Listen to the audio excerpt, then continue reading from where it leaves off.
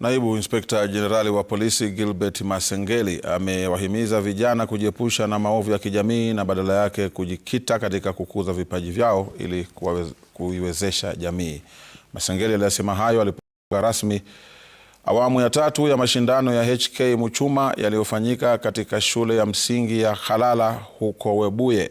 Mwanzilishi wa mashindano hayo Humphrey Muchuma aliunga mkono kauli hiyo akisema michezo huendeleza haki, nidhamu na kusaidia kukuza vipaji vya vijana.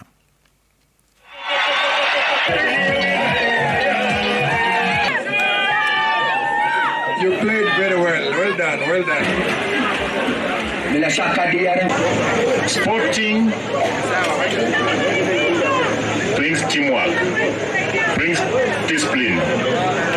Apart from discipline, coordination and peace. Am I communicating?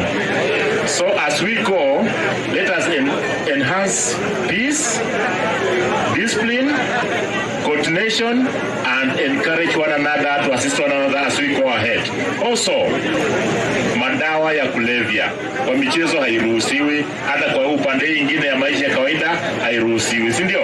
Philosophy yangu ni kwamba usimnyanyaze mdogo wako, usimtatize mliolingana na usimchimbe mkubwa wako.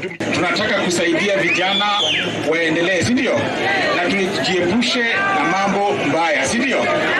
Na pia tuweze kueleza watu habari ambazo zitatusaidia kama jamii, si ndio? Na si mnajua security ni important. Si muona venye mmekaa vizuri na polisi?